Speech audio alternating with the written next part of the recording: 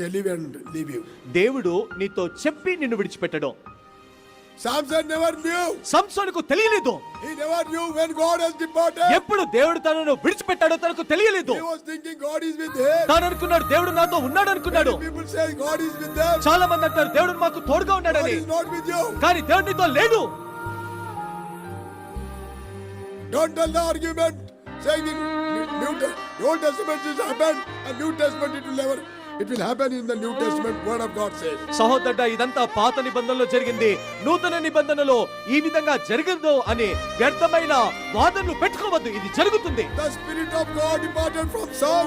దేవుని యొక్క ఆత్మ సౌలును విడిచిపెట్టి వెళ్ళింది. The Spirit of God departed from Samson. దేవుని యొక్క ఆత్మ సంసోనును విడిచిపెట్టింది. We can't play with God. మనము దేవునితో ఆడుకోలేము. He knows in and out of our heart. ఆయన మన హృదయాంతరంగమును సమస్తమును ఎరిగినవాడు. I can shout, anybody can shout on the pulpit. నేను అరవవచ్చు, ఎవరైనా సరే పుల్పిట్ పైన అరవవచ్చు. We have learned to shout that. మనము అరవటం నేర్చుకున్నాము. Our inward life God alone knows. కానీ మన హృదయాంతరంగమైన రహస్య జీవితము దేవునికి మాత్రమే తెలుసు. Even before we give the message on table, we have to examine. బల్ల పైన నిలబడి బల్లను గురించిన వాక్యం ఇచ్చే ముందు కూడా జీవితంను పరీక్షించుకోవాలి. Unworthily if I give a word of God on the table, I come under the judgment of God.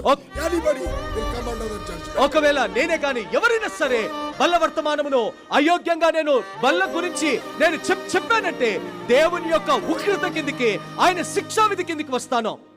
God, he never knew that God departed from him. దేవుడు తనను విడిచిపెట్టాడని తనకు తెలియలేదు. Let us read that verse ఆ మాటను చదువుకుందాము. again.